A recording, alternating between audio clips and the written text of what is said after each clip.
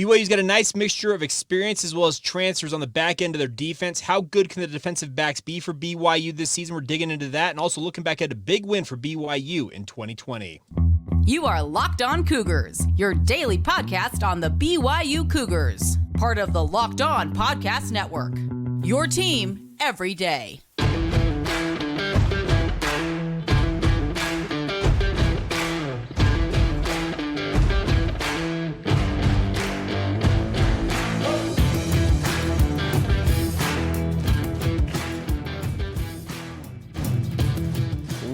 What's up, everybody? I'm Jake Hatch, your host here on Locked On Cougars, your resident BYU insider. Thank you for making Locked On Cougars your first listen of the day. Thank you to all of you who are everydayers with us here on the Locked On Podcast Network.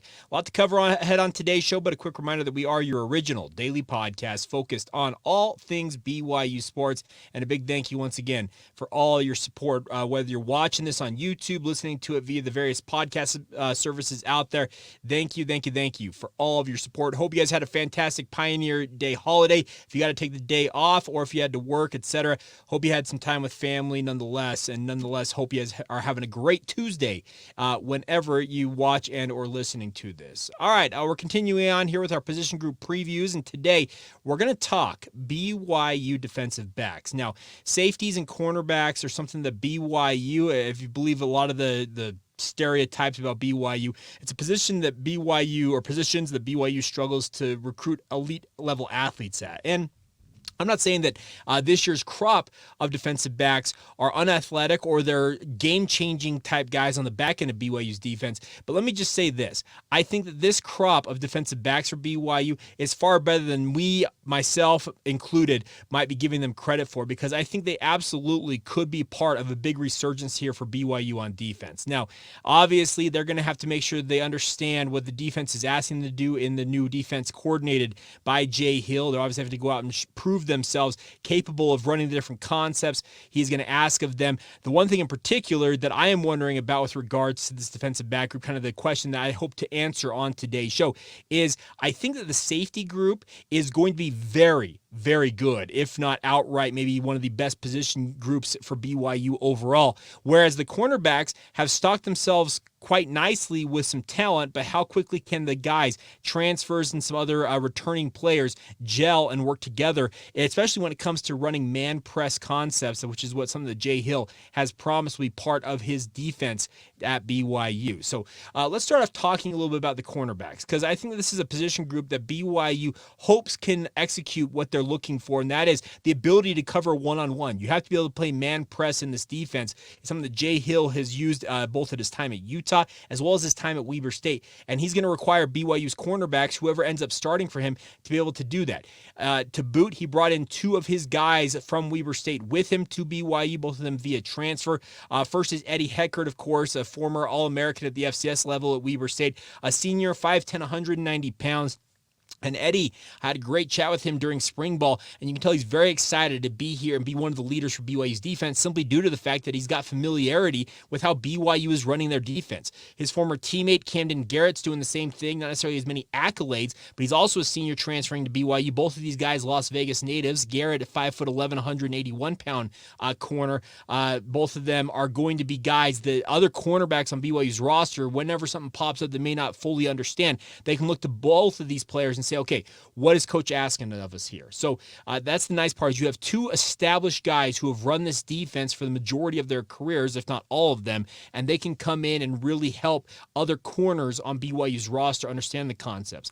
I expect that Jacob Robinson will be starting day one for BYU opposite of whoever it is, whether it's Heckert or Garrett. I think Heckert has the inside track of that position, but Jacob Robinson, a junior from Orem, Utah, Orem High School, formerly a transfer from Utah State. He has got all the ability and absolutely is a guy that I think should have a breakout season this year. He came on very strong down the stretch a year ago. Now, he's not the biggest guy in the world, listed generously at 5'11", 170 pounds. It's more about the weight for him, making sure he stays as heavy as he possibly can be, because he's a little bit light, but nonetheless, a very, very willing defender and just a savvy tackler at the same time, despite his diminutive frame at times. But Remember that tackle he made in that game against SMU to win the game? It was a fantastic form tackle. Came up, head to the side, and just drove through the offensive player and got the tackle that saved that game for BYU. So I think that those three guys I just listed, Eddie Heckard, Camden Garrett, and Jacob Robinson, probably are going to be your top three cornerbacks for BYU going into training camp. That's not to say that any one of them couldn't be beat out by somebody else on this roster.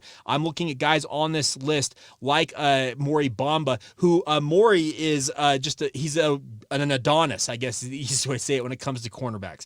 6'3", 180 pounds, looks every bit the part of a prototypical cornerback coming to BYU. Spent last year working mainly with the scout team, getting up to speed after transferring in from Tyler Junior College. But Bamba looks like the dude that BYU would love to have manning one of their corner positions as a starter at some point. Can he ultimately realize his potential and become just that for BYU? We're going to find out a lot, I think, in training camp, because he's got the elite size that BYU would like to have at their cornerbacks, and that's something that you've seen Gennaro Guilford, their position group coach, recruit over the years. He likes guys who are 6 foot or taller. In the case of a guy like Maury Bamba, 6'3", he absolutely craves that. But this year, it looks like, at least roster-wise, he's going to have a lot of guys who may be a little bit smaller than he's traditionally worked with. Because as I mentioned, Jacob Robinson, 5'11", Eddie Heckard, 5'10", Camden Garrett, 5'11". But there are other guys on this roster that he's recruited under a previous defensive philosophy that he hopes can get up to speed and hopefully challenge for some playing time as well. Those two of them would be Zion Allen as well as Evan Johnson. Both of them were freshmen a year ago who redshirted. Very skinny, both of them, but both quite tall. 6'1" for Zion Allen as well as Evan Johnson. Weight for both of them. Allen, 160 pounds, is absolutely going to have to continue to add weight to be effective, it feels like, in his role, whereas Johnson at 175 pounds has got more of the size you're looking for. And the hope is that those two can take a step forward during training camp and start to establish themselves in the pecking order.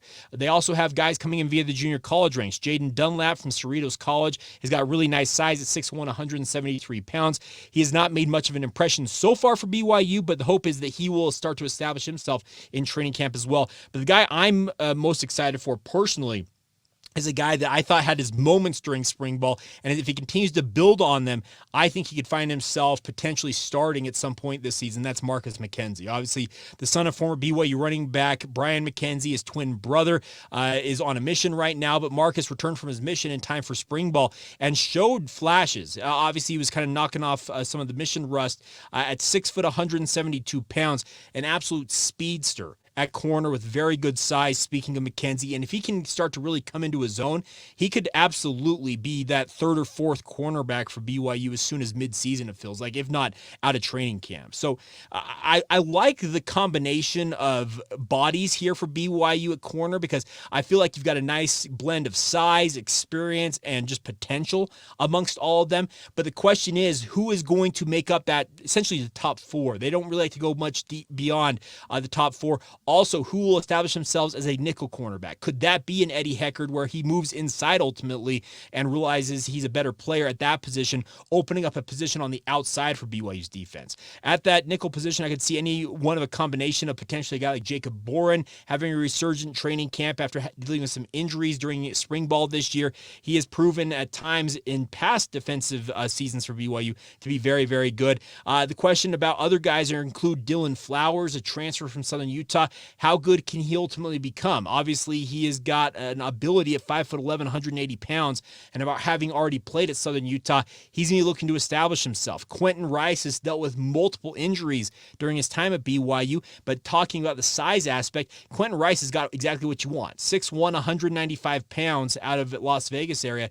He's more of like your prototypical size. 6'1", a little bulkier at that corner position, and can probably hold up a little bit better against the run, but any one of these guys have got to think in training camp, that position, I absolutely can go out and earn it. Because like I said, the two leaders, it feels like, because of their familiarity with this defense, are Eddie Heckard and Camden Garrett. But it's anybody's game beyond that. And that's the positive if you're a BYU cornerback, is you're looking at this saying, okay, I've got to obviously impress Gennaro Guilford. He's got a relationship with most of these guys, having recruited the vast majority of them to come to BYU. But at the same time, Jay Hill, as the defensive coordinator, has a brand new brand new philosophy that he's brought to BYU's defense, a whole new alignment and scheme that they're going to be deploying this season. So you've got to be thinking, okay, maybe if I wasn't necessarily fitting the old system, can I go out and impress enough to earn playing time in this system? And that's got to be the hope for any one of these guys going into training camp. But yeah, it's a little bit unsettled at corner just because, like I said, of the blend of transfers in and out of the program, or not transfers out, but transfers into the program, combined with holdovers from the previous defensive scheme, as well as incoming players, like I mentioned, like a Jaden Dunlap and Dylan Flowers transferring. There's so many options here for BYU to utilize. And the other thing about this is you've got to have those guys who have been stars at the FCS level, and Eddie Heckard and Camden Garrett, prove that they can be Power 5 caliber athletes. Eddie is a guy that's coming to BYU because he had NFL scouts tell him they wanted to see him play at the highest level to prove himself at that level. If everything goes according to plan for a guy like that in particular, he very well could find himself as a mid-round pick in the NFL draft next year, and obviously that's what he's gunning for here. So that's the positive, it feels like, for BYU, is going into training camp. The corners, there's a nice blend of athleticism, size, speed, and obviously experience. The bigger question, it feels like, for cornerback is to find the right combination of guys. We talked about this with the offensive line yesterday, finding the right combination of guys who work best together out there on the field and then put them in the position to go out and do what they do. Now, on the flip side, I mentioned right off the top that I feel like the safety position for BYU, in my mind, has fewer questions than the corners do, just because I think there's enough established guys in the defensive backfield at that safety group. But we'll talk more about those guys because they're going to have to prove themselves to a new defensive coordinator as well as a new position coach who happens to be the same guy in Jay Hill. We'll talk about that here in just a moment. Now, first, a word on our friends over at eBay Motors. For a championship team, it's all about making sure every player is a perfect fit. It's the same when it comes to your vehicle. Every part needs to fit just right. So the next time you need parts and accessories, head to eBay Motors, my friends. With eBay Guaranteed Fit, you can be sure that every part you need fits right and do it the first time around. There's no having to go back to the auto parts store, that type of stuff. Just add your ride to My Garage and look for the green check mark to know that part will fit or your money back. That is the guarantee from our friends at eBay. Because just like in sports, confidence is the name of the game when you shop on eBay Motors. With over 122 million parts to choose from, you'll be back in the game in no time. After all, it's easy to bring home a win when the right parts are guaranteed. Get the right parts, the right fit, and the right prices at ebaymotors.com. Let's ride, my friends. eBay Guaranteed Fit, available only to U.S. customers, eligible items only, and exclusions apply. Once again, that's ebaymotors.com.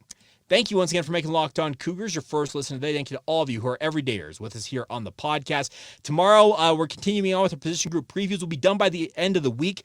Tomorrow, we're going to talk about BYU's tight ends. Obviously, headlined by Isaac Rex and a bevy of other bodies there playing around him. Can we see a resurgence of the tight end with a new quarterback under center who seems to be I'm not trying to say that he wasn't looking at tight ends last year, speaking of Jaron Hall, but can a guy like Keaton Slovis help Isaac Rex get back to being what he was? And will Isaac's health obviously lend itself to a resurgent season in and of its own right? We'll talk about that on tomorrow's podcast. All right, moving along here, let's talk about BYU safeties for a moment. Obviously, the safety group for BYU is headlined by two guys I think are going to be day one starters for BYU. That's Malik Moore and Micah Harper.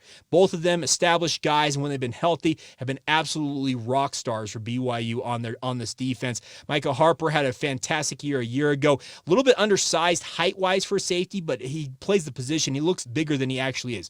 5'10", 192 pounds, dealing with a small knee injury towards the end of spring ball, but everything I've heard is he is 100% healthy now, and I expect that he goes into training camp as the starter at one of the safety positions opposite of Malik Moore. Now, Malik Moore did not expect to be in this position coming back to BYU this year because he planned on playing his senior season last year and then jumping to the NFL or whatever was next for him. But ultimately, after 4 games of the season, he suffered a hand injury that cost him the rest of the year, and he had to sit out the rest of the year. And he obviously had that red shirt available to him. He utilized it, and now he's back, hoping to have a healthy senior season and obviously see his NFL fortunes and stock go up as a result. Both of them are fantastic players. Like I said, when they've been available, they have been phenomenal athletes, and I expect that they will be the 1-2 combo for BYU at safety. The good news is if either of them falter at all, there are other ready and willing bodies that are going to step up. I think the first one to keep an eye on is Taylon Alfrey.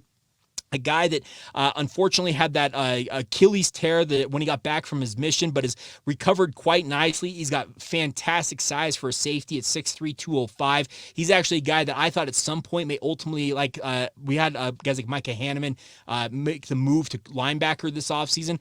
I thought he ultimately may have to make that move, but has proven himself good enough to stay at safety, and he's got elite size at 6'3", 205, and I think could be the number 3 guy for BYU at either safety position.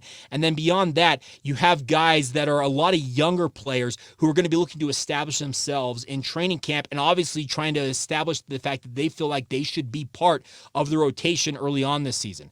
I think 2 of them in particular stand out to me because of their bloodlines, the recruiting profile. The first is Raider Demooney. Now, many of you might recall Raider when he played at Timpview High School just up the road from BYU, was a phenomenal athlete, 3 or 4-star athlete, depending on which recruiting service you happen to look at. Obviously, his dad, Jack, is still with the BYU program as one of their off-the-field positions, but Raider has got similar size to a guy like Taylor Alfred, 6'2", 210 pounds. He looks every bit the part of an elite top-tier safety for BYU, the type that they're going to need, frankly, going into the Big 12 Conference. The ability to play in coverage, but at the same time come down and be a hammer when it comes to playing the run, and that's something that BYU is going to need from him. Will he be able to get that mission rust off of his legs quick enough to make an impression in training camp? I sure hope so, because if he does, he very well could be part of that four-man rotation. It feels like the main 4 guys, I feel like at safety, just because of his combination of size and athleticism. Other guy I'm looking at is a guy that's kind of been under the radar for a lot of BYU fans, but I think this year might be the year that he finally breaks out. And that's Chika Ebunoha. He comes from Tucson, Arizona, and Marana High School. The story is that Preston Hadley, formerly BYU's defensive ends and safeties coach at different points during his time at BYU, went down to Marana High School to actually recruit another athlete, and the coaches told him, hey, we have this kid named Chika Ebunoha. It's a weird name, but he's a fantastic athlete. And Coach Hadley went out and watched him in practice and was just so impressed with his athleticism, his ability on the football field, that he essentially called BYU's the rest of their defensive staff to say, hey, I'm going to offer this kid, and offered him almost on the spot. That's the way the story was told to me. And they think that this kid's athleticism is out of this world, and that the thing is he needs to finally start to establish himself. He's got good size, not elite, but 6 foot, 180 pounds is good enough to play at safety. There's some thought that he ultimately may stick at cornerback, is what he started out as BYU, but they feel like the safety position is better for him in terms of his skill set, and I am hopeful that this training camp will be his coming out party. He'll start to make an impression and really work his way up the depth chart, if not being a backup for BYU. But like I said, if other guys falter, there's going to be opportunities for guys like Preston Rex, the younger brother of Isaac Rex at safety. Preston had a pretty good spring game, it felt like, was kind of all over the field. He's got an ability, it feels like, to play in multiple positions on this defense if it need be, but at 6 foot, 191 pounds, he fits probably best at safety. You also have guys like Ethan Slade, who Ethan continues to kind of be this overperformer that I just don't know what it's going to take for him to really break through. A former walk-on from Orem High School, Slade is a guy that seemed to make play after play after play last year during training camp, and the hope is that he'll be able to realize his potential actually on the field. They also made a position switch for a guy like Tanner Wall, moving over to defense in the hopes that he can find playing time after being a guy that BYU really liked, a wide receiver, but had a little bit of a logjam at that position and felt like, you know what, let's move him over there. And Tanner Wall, 6'1", 200 pounds. If you've ever seen Tanner Wall from his high school days to before his mission to now after serving a mission, we're talking about a transformation of his body. Aaron Roderick commented on it and said that dude went from like this good player to looking like a Greek god out there. As Tanner Wall looks absolutely cut, and he'll be obviously looking to make an impression during training camp. But the other thing about this is you also have some freshmen and guys like Ty Burke, who is a former prep star up at Syracuse High School in northern Utah. Petey Tuipulotu coming in, the third of the Tuipulotu brothers, son of former BYU running back Peter Tuipulotu. Petey is a return missionary who's 6'3", 195 pounds. He has got an elite size, but as he's just returned from a mission, will he actually be able to make an impression early enough in training camp to really join the rotation? We'll find out. They also have a transfer coming in Crew Wakely, who played at Utah State. So similar circumstance, it feels like, to corners, where there's a nice blend of athleticism and experience for cornerbacks, but I think it's very clear that I think there are 3 guys in particular at this safety position who, in my opinion, are head and shoulders above the rest, with a 4th if he's been able to kind of what do you call it? Get rid of the mission rust and really get back to being what he was in high school in Raider Demooney. The safety group should be phenomenally talented and should be a fantastic addition to this defense for BYU.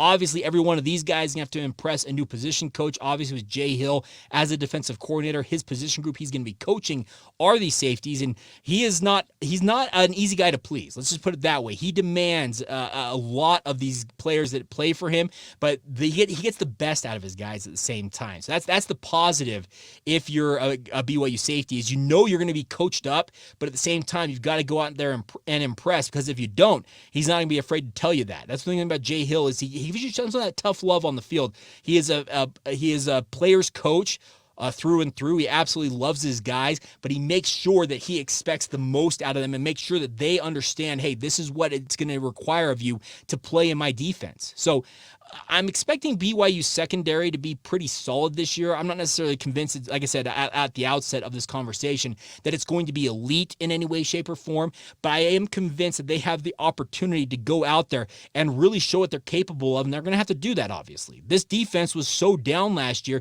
that I just simply think that the reinvigoration of the coaching staff, believing in these guys in some ways, should help a little bit of a rebound effort in its own right, but the play of the players on the field is going to be the biggest difference for BYU's defense this year, for good or bad. If they're going to sink back to what they were a year ago, guess what? It could be a very, very long first season in the Big 12. I don't expect that. I expect there's going to be a resurgence, and the nice part is you have an experienced group of players on the back end of the defense that should be able to at least limit some of the explosive plays in theory for BYU to keep themselves in some of these games where they may be up against a better team or a more talented wide receiving core, the like. The secondary should be able to hold things down a little bit for BYU, whereas in the front seven at times, it may take a minute for them to adjust to everything that they're expected to do or to really execute what the vision is for this defense early on this season. The nice part is having an experienced crew of guys on the back end should be able to make up and clean up for some of the lapses up front at times, but you can't have too much of that at the same time, because there's the whole adage of bend, don't break. Well, you can only bend so far before it ultimately does break, and that whole adage in the Power 5 in the Big 12, you break a lot faster at that level than you did as an independent or back another generation as a G5 football program. So we'll see. It'll be very interesting, but like I said, I think there's an experienced group of guys in this defensive secondary. Bigger questions for me at cornerback than at safety, but the nice part is, like I said, there's a nice blend of experience, youth, athleticism, and speed, all at different spots there. And the hope is that they can find a good combination and good rotation of guys going into the season, obviously, throughout the upcoming month-long training camp beginning next week from today, crazily enough. We'll be on the field and obviously be out there making sure that we cover it for you guys, having interviews and the like for you guys coming up throughout the month of August leading up to the season. All right, finishing out today's show here in just a moment, we'll talk a little bit about two more games in the 2020 season for BYU. One of them I thought was a pivotal win for BYU because it really kind of marked the transition of BYU maybe being the big dog in a rivalry that they had struggled in before this. We'll talk about that. We'll also talk about BYU's FCS game in that 2020 season. Both of them ended up being blowouts like a lot of the games that season, and we'll do that right here on Locked On Cougars. Thank you once again for making Locked On Cougars your first listen of the day. Thank you to all of you who are supporting on this podcast, and thank you for tuning in on a daily basis, making it a part of your routine no matter when you watch it, morning, noon, night, late night when I post them typically. Appreciate all of your guys' support. If you'd like to still enter to win, we're going to do our giveaway here next week of that signed Jaron Hall football. Some of you may be new to the podcast and just hearing about this, but I have a signed Jaron Hall football I'm going to be sending out to a grand prize winner. And the way you enter to win that is to show that you're subscribed to the show, whether it's on regular podcast feeds out there, Apple, iTunes, Google, Stitcher, Spotify, or if you're watching this on YouTube, subscribe, send us a screenshot that you are subscribed to the show. Particularly, I love the fact that a number of you are on YouTube, and we love nothing more than to have more of you guys subscribe to that. That's kind of my goal here, is to get north of 4,000, hopefully drawing close to 5,000 subscribers on YouTube by the time the season begins. It's a pretty audacious goal because we're only about 3,500 right now. But hey, at the same time, All the support is warranted and appreciated. But at the same time, please send us an email, lockedonbyu@gmail.com, with a screenshot of you being subscribed to the show, and you're entered to win. The grand prize is that Jaron Hall football, and obviously I've got some other BYU swags. We'll have multiple winners, but if you want to get that grand prize and have a chance to win it, you got to email us. lockedonbyu@gmail.com is the email address. All right, before we go on today's show, looking back at two more games during this 2020 season we've been going through for BYU. We've been going through all 155 games of their independent era, I guess I should say, over the past 13 years. But in the 2020 season, many of you might recall, BYU played a crazy schedule. We all know this. And the thing about this is BYU was going to Boise State. It was their first of two top 25 matchups on the season. Boise State had just recently started their season after BYU had started the season 7-0. The Cougars were ranked in the top 10 at that point, at number 9 in the country. Going to Boise State, a place that they had struggled so much, playing up there on the blue, as they call it, at Albertson Stadium. But this game, like I said in my tease, it felt like it was kind of the changing of the guard and BYU becoming the dominant program in this rivalry. It really kind of started auspiciously because many of you might recall they had, it was about 10 minutes, it was 11 minutes and change to go in the first quarter. 11:24 officially. I'm just looking at the score summary here. Tyler Algier, they had a nice pass to start the drive. Then Tyler Algier takes a wide zone run, cuts back against the grain right up the gut of the Boise State defense, and races for 86 yards and a touchdown. And at that point, I was like, holy smokes, that was an incredible run. Is this BYU going to be able to do what they did? Well, they haven't been able to do traditionally playing against Boise State when it comes to playing at Albertson Stadium, and that's exactly what they did. They ended up pummeling the Broncos 51-17. Zach Wilson, 360 yards, 360, and 3 touchdowns. Algier had that 86-yard touchdown run, finished with 123 yards and 2 touchdowns of his own right, and BYU just blew the doors off the Broncos 51-17, improving to 8-0 on the season. And after this game, it just felt like, I said, the thing about this is it felt like all of a sudden, okay, BYU is really potentially going to do something here. They have an elite quarterback. The NFL draft hype was going higher and higher for Zach Wilson. I said a couple of podcasts ago that the conversation that I had before the season, actually 2 or 3 games in the season, said, hey, Zach Wilson's getting NFL draft hype. But at this point, after what he did against Boise State, all of a sudden it felt like, okay, Zach Wilson is a bona fide first-round draft pick. Can he really continue to build upon this? And he absolutely did. BYU ended up running for 213 yards as a team. Zach Wilson, 22 of 28 for the 360 yards. 573 yards later, BYU piles up 51 points and absolutely just punked Boise State on their home field. And like I said, in many ways since then, it's never been the same in this rivalry for BYU and Boise State. BYU's really kind of owned Boise State's number since then. And the sad part is, beginning this year for however long, I don't know how long it's going to take, but that Boise State-BYU rivalry is going on hiatus, which is kind of sad to say, but it's kind of what happens. But then BYU returned home the following week to play their FCS game. They had North Alabama coming to Provo. North Alabama completely overmatched. BYU, ranked number 8 in this game, ends up with a 66-14 win. Zach Wilson threw for 4 touchdown passes, playing only part of the game, 10 of 16 for 212 yards. Baylor Romney had a touchdown pass of his own, going 8 of 10 for 65 yards. So 5 touchdown passes, and then Miles Davis and Tyler Algier running for 2 touchdowns apiece. Tyler Algier with 141 yards rushing. BYU was a team, 278 yards. And at that point, BYU's 9-0 on the season, and it felt like, okay, what ultimately could transpire here for BYU in the 2020 season? Not the BCS rankings, the college football playoff rankings were coming out, and BYU was in the top 10. The question was, were they going to get one of those New Year's 6 bowl slots? Well, there was a lot of naysayers out there, including a certain leader of the college football playoff selection committee at the time. But the thing about this is BYU felt like they needed to establish themselves and prove themselves, and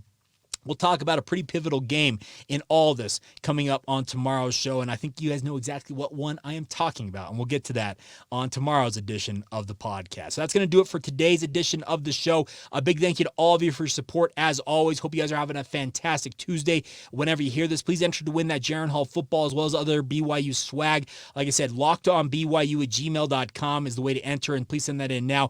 And until tomorrow, my friends, have a great rest of your day. Oh, by the way, real quick, one other thing on this, the giveaway, we'll be doing that next week at some point during training camp. I haven't established a date. I need to get all of the entries into a number generator, so bear with me while I get that set up, but we will get that giveaway done ASAP. I know a number of you have asked about the exact date. We'll do it soon enough. I just got to have some time to sit down. There are hundreds of you who have already entered. I've just got to enter the names into the number generator I use, and as soon as I have that done, I'll be working on that throughout this week and early next week.